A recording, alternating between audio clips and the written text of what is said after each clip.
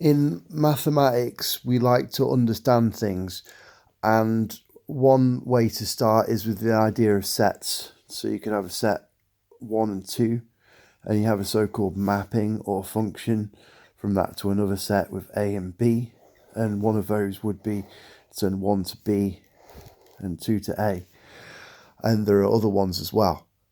So this is a set, we could call it A, and this is a set, we could call it B, and this is a mapping. It sends 1 to B and 2 to A. So we could represent this as an object called A. We draw that as a point, and an object called B, and an arrow in between them.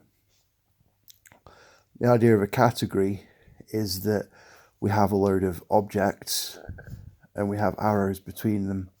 So it's like a directed graph, but we also have this idea of composition. So if we have an arrow here, F, from object A to object B, and an arrow here, G, from object B to object C, then we also have this arrow here, which is the arrow we get from going along F and then going along G. And we could say this is the arrow we get from composing this arrow, and it's written G after F, because it's like we do F first and then we do G, and for some reason mathematicians like to list the order of the arrows backwards. So this is the basic idea of a category. The other thing we have is arrows like this. For every object, there's an arrow pointing to itself called the identity. And that has the property that if we compose it with any other arrow, we just get the other arrow. So that's all there is to it. Now, easiest way to understand how cool category theory is to think of the category called set.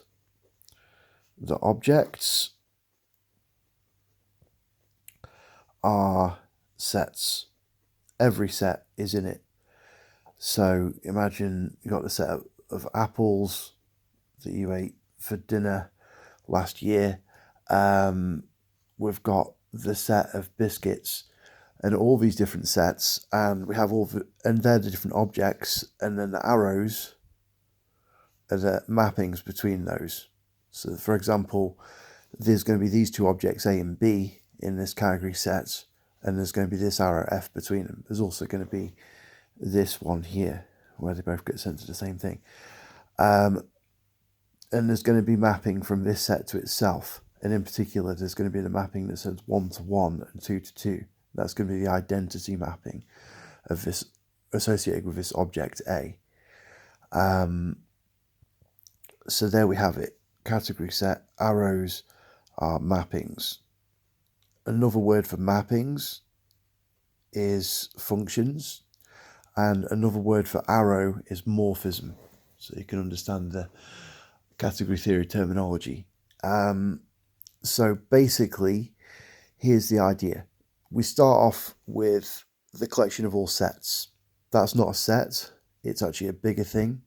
You can prove it's not a set because if you think about the collection of all sets, well, what about the collection of subsets of all sets? Well, that has more elements, so it can't be a member of the previous thing if the previous thing was a set. And so the thing can't be a set, it's a collection, it's something bigger. And we allow things bigger than sets in category theory because we're sort of generalizing, and there's interesting ways we can handle those kind of infinite structures as well. But that's beside the point. The point is we have this category set. So we have all the different sets and all the different mappings between them are the arrows. So then you could imagine them drawn all like this. So then, for example, you might have another mapping, let's say G here, which maps this to another set, maybe the set of capital P, capital Q, capital R, okay? So this time it's not a surjection, it's not a mapping onto the whole set. Not everything is covered in this target image of this second mapping, but still. it's still a bona fide mapping. The only thing we need for it to be a mapping is every element in this set is sent to an element in this set. So if we call this set C, this is another point here, and so we have this mapping F from A to B, and we also have this mapping G to C, and then there's going to be this mapping. So this is in the category. So what we're doing here is illustrating the difference between set theory and category theory.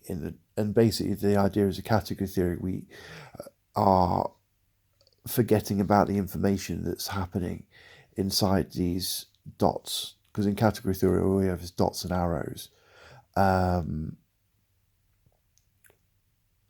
so we have to forget about exactly how these mappings work. It's like data hiding, but we can still actually recover all the information just by looking at the mappings and how they compose. So the basic structure of a category then is that we have points and we have arrows, and we can compose them. So whenever we have a couple of arrows like this, head to tail, there's always going to exist this composition, which is going to be a third arrow from the beginning of the left one to the end of the right one, and that's called G after F. Now, this is a particular sort of instance of a category, is this set thing, where we're making our objects based around sets. We're making our arrows based around mappings. And in that case, as I say, that's a specific instance, and we can say, well, what do we get when we compose this arrow and this arrow in this case? Well, it's the composition of the mappings. So 1 goes to B, goes to Q. So in this mapping, 1 would go to Q. Oops. And this is what you call G after F operating on, well, that's what this mapping is. And where would 2 go? Well, 2 goes to A and A goes to P. So 2 goes to P. Let's use a different colour.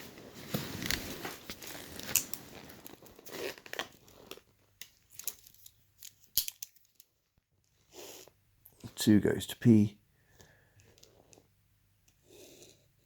and 1 goes to Q under this mapping G after F. Okay, right, so we have this category set. The objects are sets, all sets, and the arrows are mappings.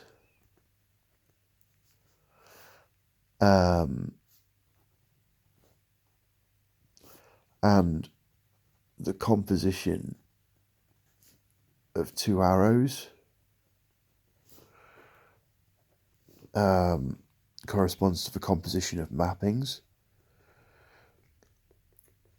So in computer language, for example, let's say you had a string, say the string dog, okay, and then you wanted to find out if the length of that string is bigger than 2, okay, so this belongs to the set of all strings or class or whatever. I'm going to be a bit sloppy with my notation. Some of these things are like bigger than, well, anyway, it's a set of strings, yeah, and then we do a mapping from that, which is length, which takes that to numbers, say integers, whole numbers, and it sends that to the number 3 in there. And then we can say, well, is that greater than 2? And that's going to map us into these Boolean true or false. Then it'd be like, yeah, that's true. Okay, and then we could do the composition of these, which would be the correspond to the function is the length greater than 2, and that would be a mapping like that.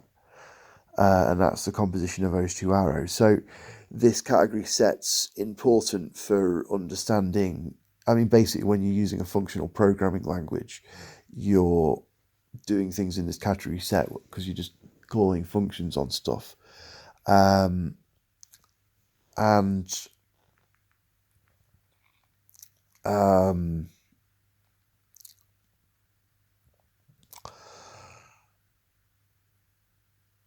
yeah, okay, a little exploration then in category theory thinking. Here's a little game we're going to play. We're going to think about this category set, and we're going to think about it from a category theory point of view, and we're going to see if we can recover the information about what the elements are. So imagine we have a big picture like this with all the different sets and all the different mappings, and then we put on our category theory glasses, and we basically say, well, these are just objects and there are mappings between them, but we have some kind of table of the composition structure of these arrows, and it's a category, okay? So I should say, so this is this category set, and I've explained here what's the correspondence between this and the category theory. Is it too early to give a full definition of what a category is? I think it's not the right time. Okay, so we're going to do this exploration in category thinking. So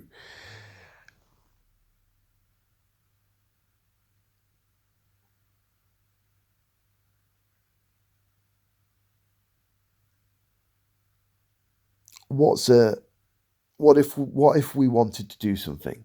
Okay,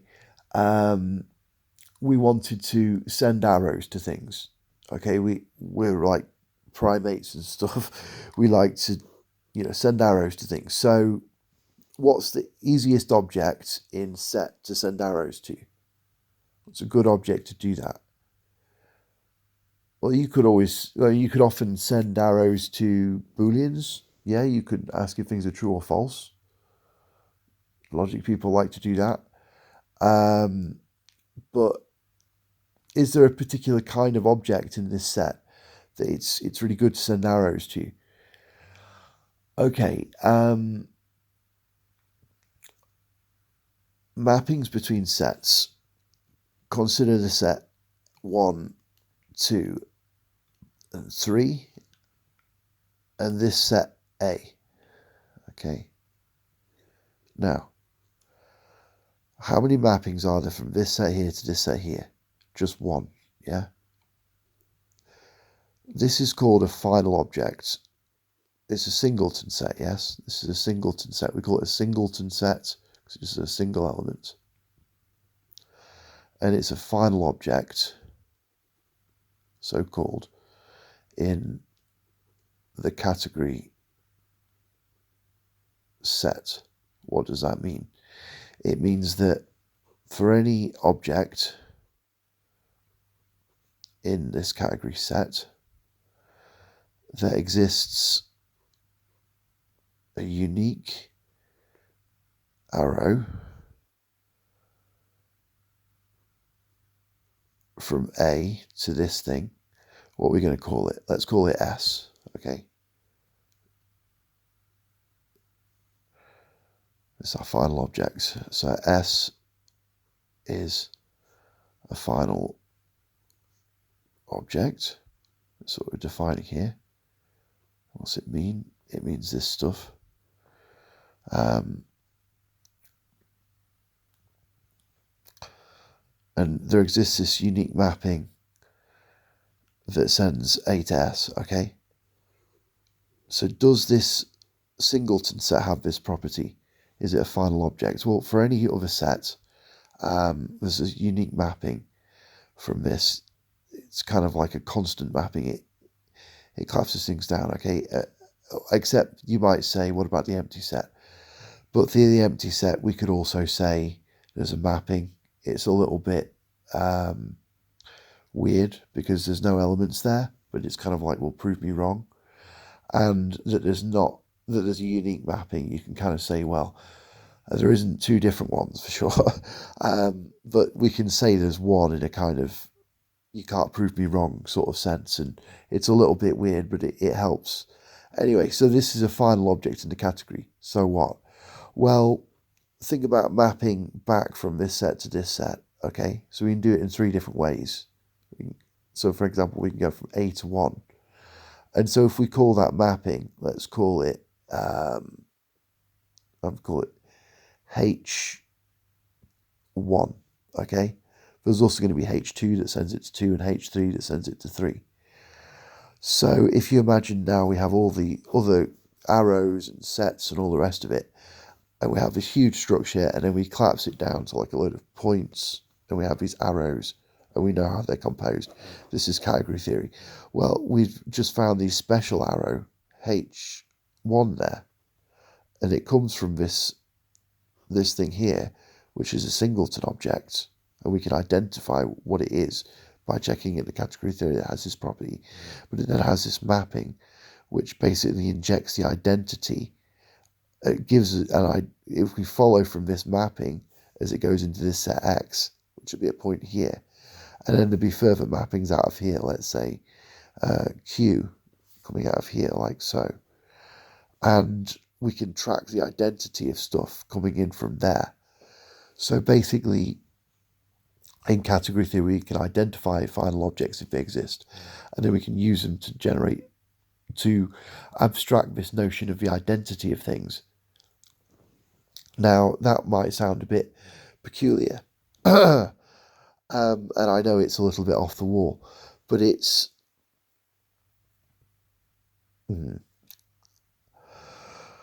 Okay, I'm not quite sure what to do next. I think best, because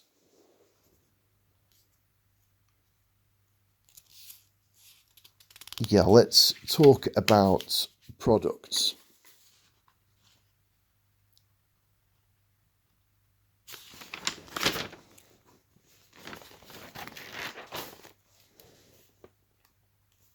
Here's a set. So we're talking about set theory again to start with. We talk about set theory to warm up, and then once we get cooking, we go on to category theory and see how it generalizes. And it generalized in a really nice way. So we've got this set here, 1, 2. For me, when I saw this, I realized that a lot of the things I tried to understand about the world using set theory, it was like, this shows that category theory goes beyond set theory in a way. And it's a bit bittersweet, in my opinion, because it's like, it's lovely that that's so, that there's more. I mean, basically, I think category theory is the perfect, well, maybe not the perfect language, but it's close to the sort of perfect language. And it goes beyond set theory. I mean, a really nice language, when you learn it, then it starts to resonate, and it kind of suggests itself, if you know what I mean. And set theory does that to a degree, of course, but with category theory, it just seems to go further. So anyway, Cartesian, let's call this set A and this set B. Cartesian product of them, call it A times B. It's a set of pairs. 1 comma A,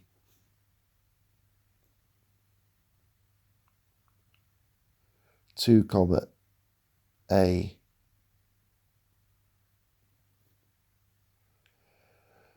1 comma B, 2 comma B. I used to think this was a fun... okay, so what about this? Well, let's think of a problem, okay? Math problem, easy math problem. We have 2 sets. We have A over here.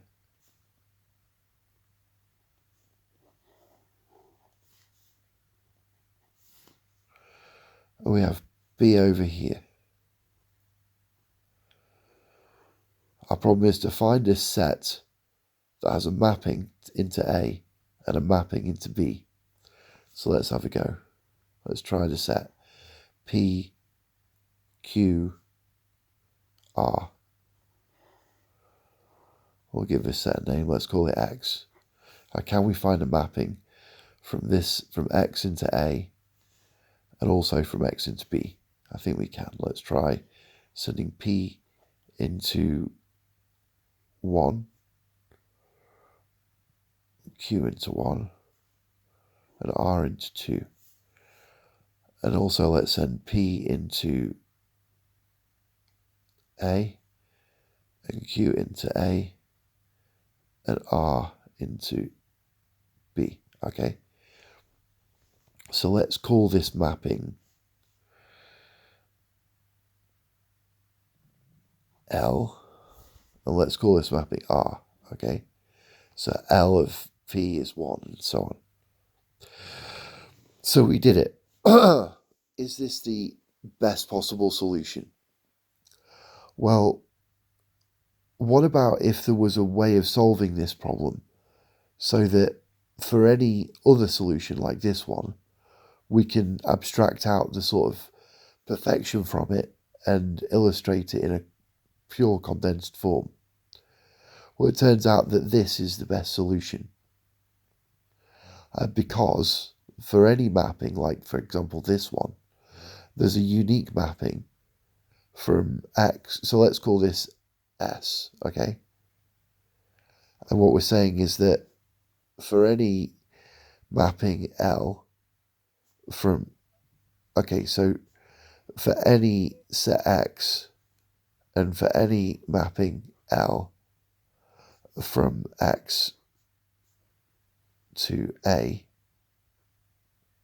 like this one, and for any mapping R from X to B,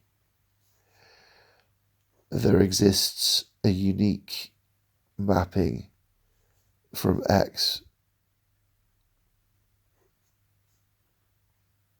or we'll call it H, from X to S.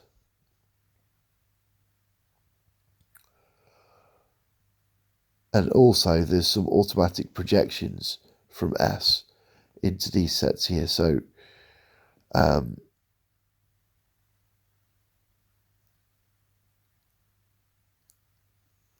they really suggest themselves, right? So this one here sends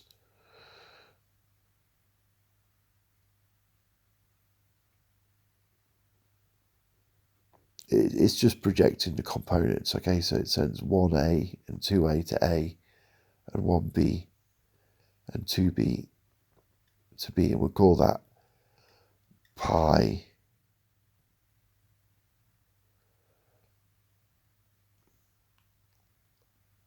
2. And then there's also pi 1 like this.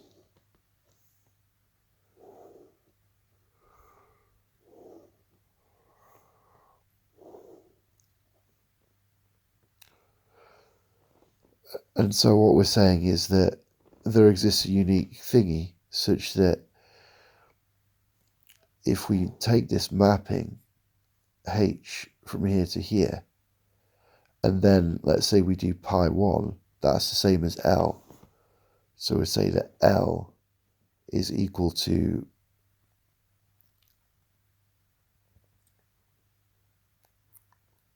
pi 1 after H, and R is equal to pi 2 after H.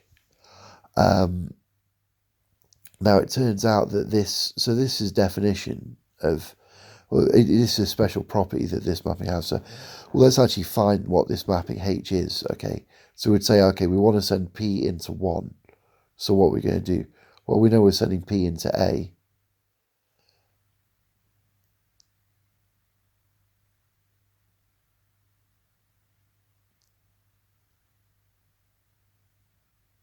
We want to send P into 1. So we know we're sending P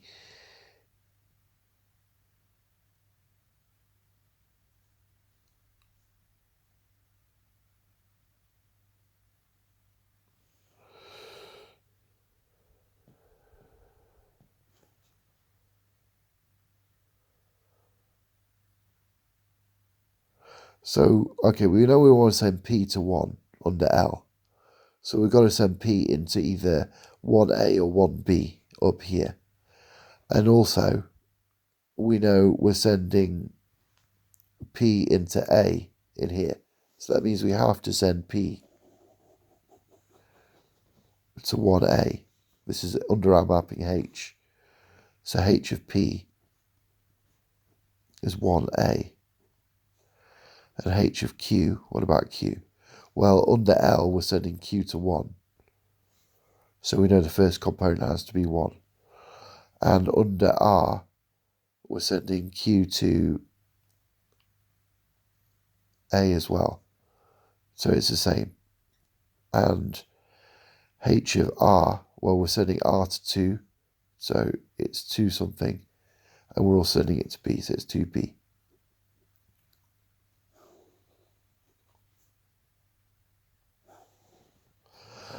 And that gives us this mapping, which has this property. It's a unique mapping, and it sends us to that. The point is that all of this can be done in terms of category theory, because all of this notation I've talked about, arrows, we could put on our categorical glasses and zoom out from this and forget it, hide the details of how the mappings work, but remember how they're composed. And think of this as a general definition. And it's a definition of this object S, which has this unique property. Not only does S have mappings to these two sets, A and B, but it has this property that there's this unique way. So the general picture is like this. You have a couple of points and you say, I want to solve this problem. So I'm interested in objects like that. But then there's this special thing called the product, which is here. And there's unique mapping from any other solution to this one. And it also can send arrows out to this. And you can always ask in general with any motif of points, you can say, well, or even if they have some arrows, you can say, how can I add an extra, say, arrow here with some arrows which make the things compose? And that's all you say. It's a kind of very easy to solve problem. But then you say, I want the universal solution. I want a solution so that given any other solution, there's a unique way to put it in correspondence with this one by a particular arrow. And in this case here, this is the product. And so in categorical theory, this idea of a product, which in sets corresponds to this Cartesian product, but in general, it's defined, it's often defined for many categories, and we can just abstract everything. The other idea is exponentiation. So, like in functional programming, so you have a function of two things, like f of x, y equals x plus y. And then you could think of that as like two different functions. So you could think of it as like a function f of x, which gives you a function plus y.